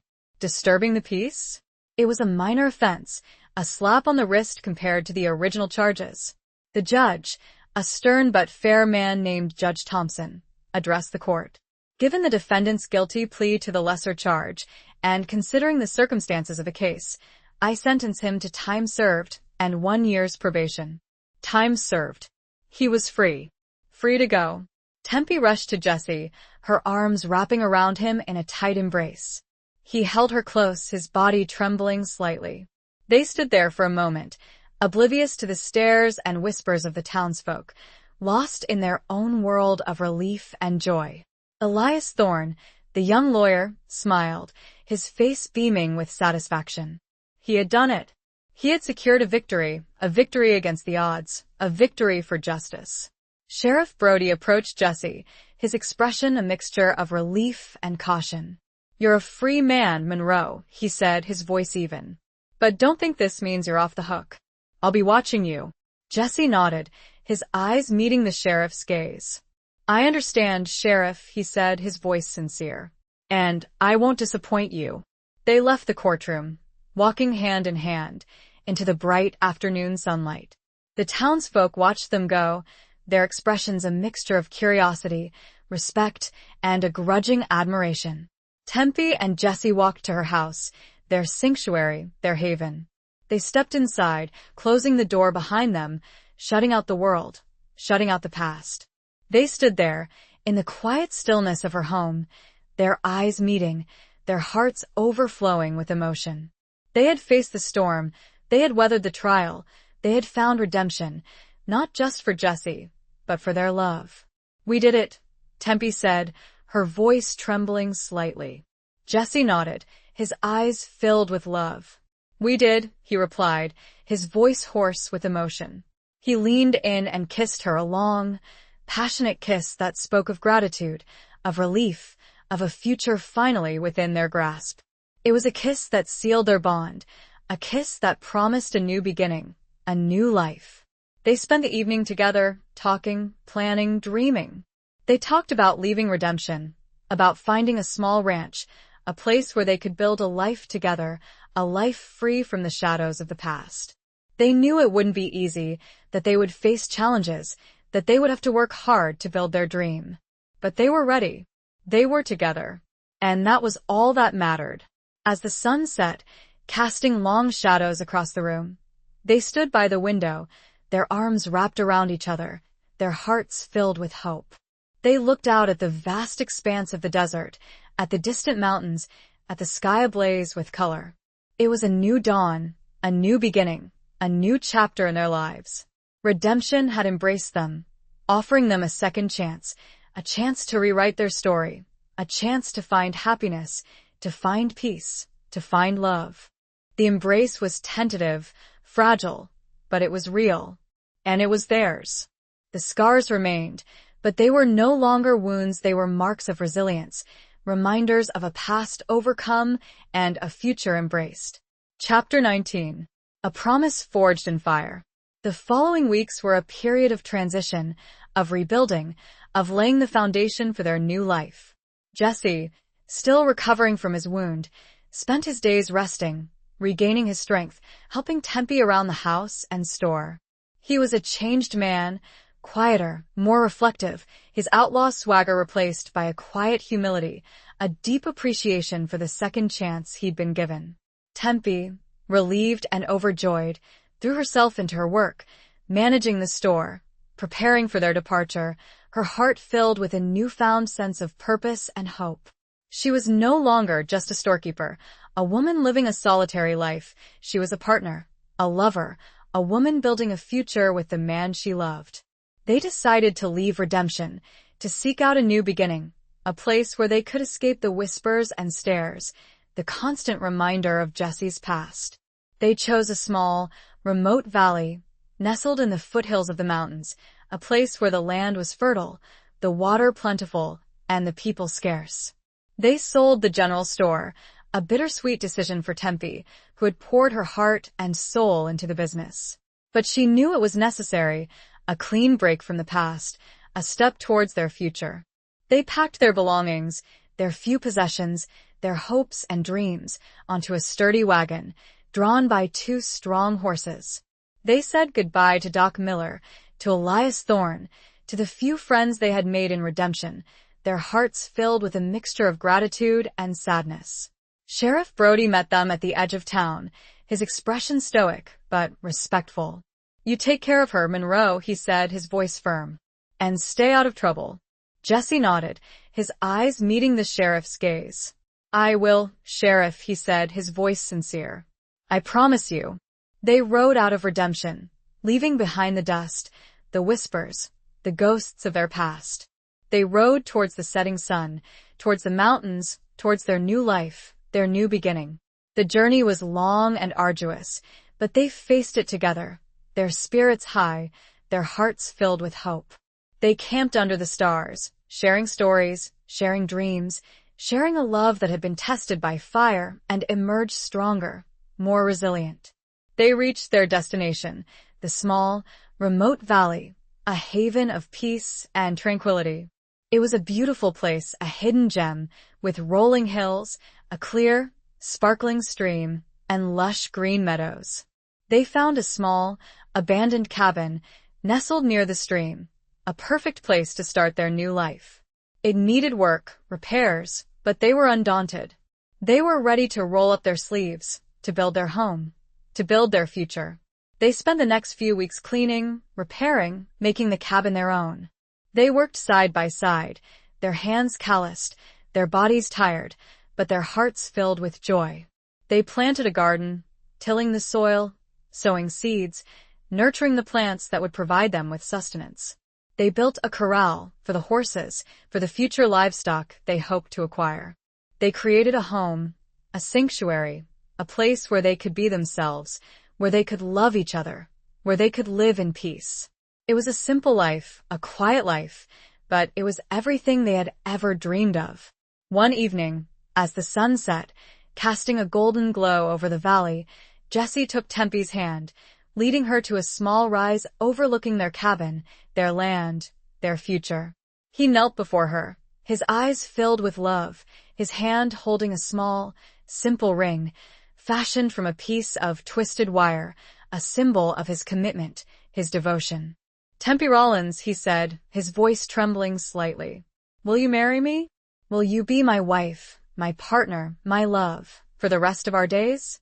Tears welled up in Tempe's eyes, tears of joy, tears of gratitude, tears of love. She nodded, her voice choked with emotion. "Yes, Jesse," she whispered.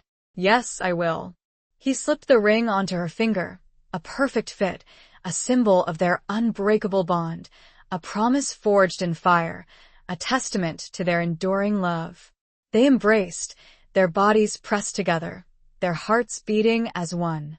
They kissed, a long, passionate kiss that sealed their vows, a kiss that spoke of a future filled with hope, with happiness, with love. The promise was not just spoken, it was felt, deep in their souls, a commitment as vast and enduring as the landscape that surrounded them. It was a promise born of hardship, nurtured by resilience, and sealed with a love that had conquered all. Chapter 20. The final confrontation of hearts and horizons. Months turned into a year, and the valley blossomed under their care.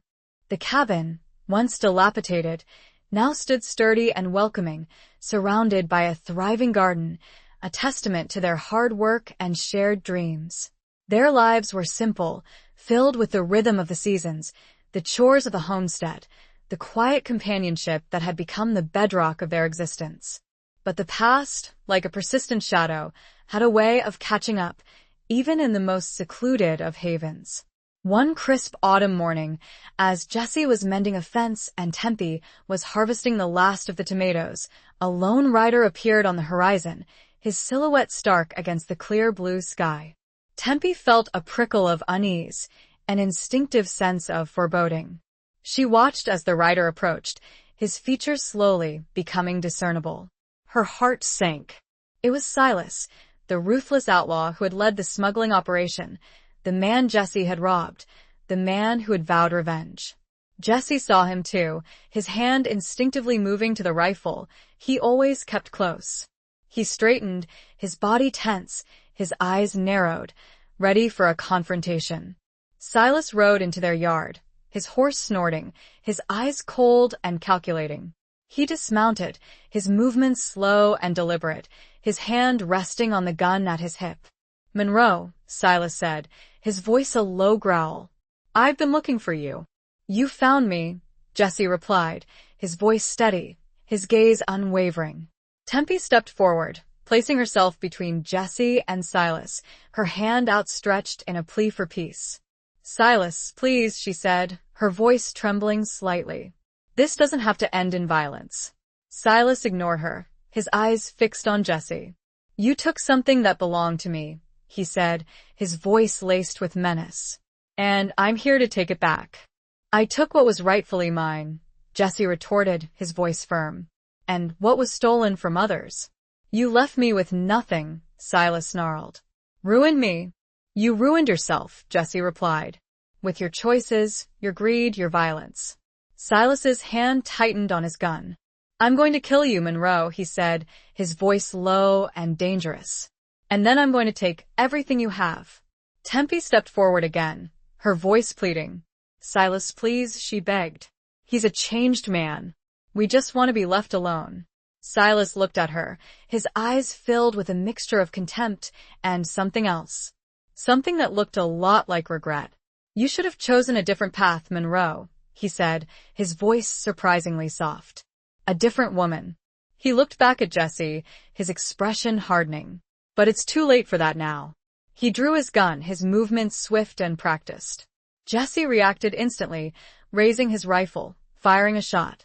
The shot echoed through the valley, shattering the stillness, startling the birds, sending a flock of crows scattering into the sky. Silas stumbled backward, his hand clutching his chest, his eyes wide with surprise and pain. He looked down at the blood staining his shirt, his expression disbelieving. He collapsed to the ground, his body lifeless, his gun falling from his grasp. Jessie lowered his rifle, his hand trembling, his face pale. He had killed a man again. But this time it was different. This time it was in self-defense, in defense of his home, in defense of his love. Tempe rushed to Jessie, her arms wrapping around him, holding him tight. He buried his face in her hair, his body shaking with the aftermath of the confrontation. They stood there for a long moment, their bodies pressed together, their hearts beating as one. The final confrontation had come, and it had ended, not with a triumphant victory, but with a somber, necessary act of survival. They buried Silas on a small hill overlooking the valley, a simple grave marked by a wooden cross. It was a gesture of respect, of closure, a recognition of the shared humanity that connected them, even in death. Life in the valley returned to its peaceful rhythm, but the shadow of Silas's visit lingered, a reminder of the violence of the past, of the fragility of their hard-won peace. But it also served as a reminder of their strength, their resilience, their unwavering love. They had faced the final confrontation, not just with a physical enemy, but with the demons of their past, with the choices they had made, with the consequences they had endured. They had emerged victorious, not unscathed, but stronger, more united, their love a beacon of hope in a world filled with darkness. Their horizons were clear, their hearts were full, and their future, though uncertain, was theirs to build, together. The final confrontation was not just about a showdown with an outlaw, it was about the ultimate triumph of their love over adversity, a testament to the enduring power of redemption and the promise of a new beginning, forged in the crucible of hardship and sacrifice. They had come full circle, and in that circle, they had found not just survival, but a profound, enduring peace. Epilogue. Years passed, and the valley flourished under Tempe and Jesse's care. Their small cabin expanded into a comfortable home, surrounded by a thriving ranch, a testament to their hard work, their dedication, and their unwavering love.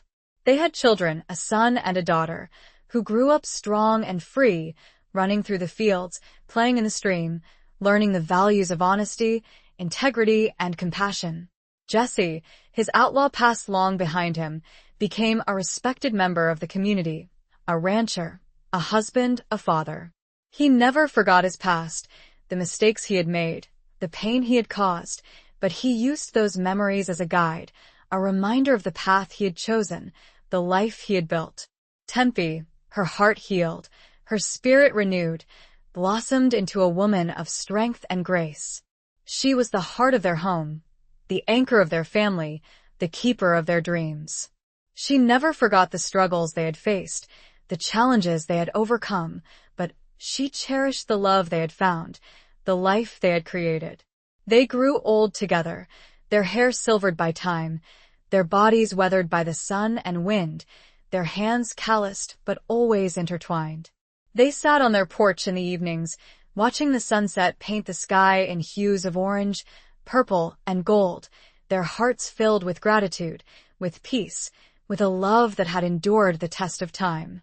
Their children grew up and left home, forging their own paths, building their own lives, but they always returned to the valley, to the ranch, to the home where they had learned the lessons of love, of resilience, of redemption. One evening, as the sun dipped below the horizon, casting long shadows across the valley, Jesse and Tempe sat on their porch, their hands clasped tightly together. They had lived a long and full life, a life filled with both hardship and joy, with sorrow and triumph, with loss and love. Jesse looked at Tempe, his eyes, though dimmed by age, still filled with the same love, the same admiration he had felt for her all those years ago. "Thank you, Tempe," he said, his voice raspy but filled with emotion. "For everything." Tempe smiled, her eyes, still bright and sparkling, meeting his gaze. "Thank you, Jesse," she replied, her voice soft and tender. "For giving me a life I never dreamed possible." He leaned in and kissed her, a gentle, loving kiss that spoke of a lifetime of shared memories, of unwavering devotion, of a love that had conquered all. They sat there, in the quiet stillness of the evening, their hearts content, their souls at peace. They had found their redemption, their happiness, their forever, in the heart of the valley, in the embrace of each other's love. It was a perfect ending, not because it was free of sorrow or hardship, but because it was real, earned, and enduring. Their love story, born in the dust and danger of the frontier, had blossomed into a testament to the power of second chances, the strength of the human spirit, and the enduring beauty of a love that knows no bounds. It was, in every sense of the word, a true and lasting homecoming. The end.